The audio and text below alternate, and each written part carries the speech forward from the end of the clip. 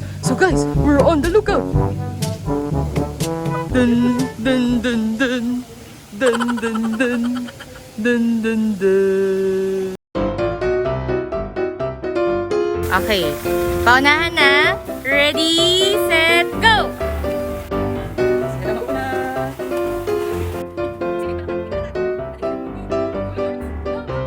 Tip number 4.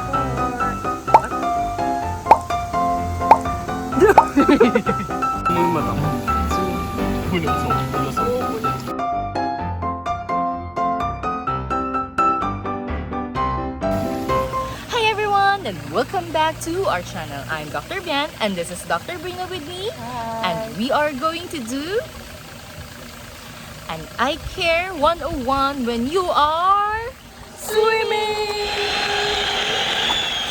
Tip number 1. Always protect your eyes from UV radiation.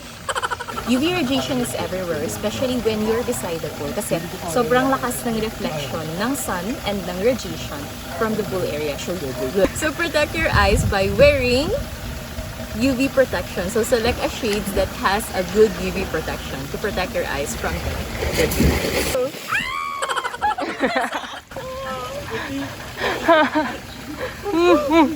So protect yourself from the splash as well if you're not swimming. Tip number 2. Wear a goggles when swimming. So chlorine won't really damage your eyes. Pero ang ginagawa ng chlorine sa eyes mo, it breaks up your tear film.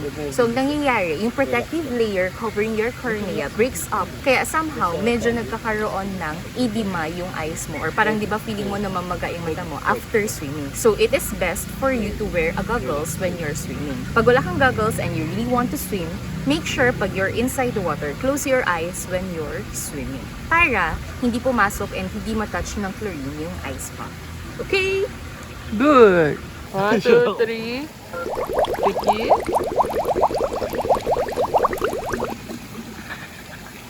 mo yung mata ko. Zoom. Bulusok. Oo, bulang.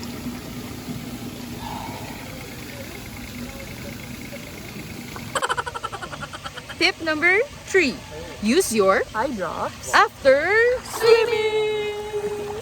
Use an artificial tear after you swim para kung wala kang mang goggles tapos nag-swimming ka, mawawash away lahat ng acanthamiba and bacteria na nandun sa chlorine as well as the chlorine itself. Don't use tap water to rinse your eyes. Kailangan artificial tears. Tip number 4. Wear daily disposable contact lenses and wear goggles on top of your contact lenses when swimming. So if you have high nearsightedness and mataas talaga yung grado mo and it's inevitable for you not to wear contact lenses when you're swimming, you should wear the daily disposable type. Para after mo siya suotin, itapon mo na. Bawal mo gamitin yung monthly disposable mo or yung yearly disposable contact lenses mo. Kasi yung contact lenses natin has soft and porous material. Ibig sabihin, pag porous siya, maraming pores. Mabilis siyang kapitan ng acanthamiba, ng bacteria from the swimming pool. So, hindi dapat gamitin yung contact lenses ulit kapag ginamit mo na siya when you're swimming.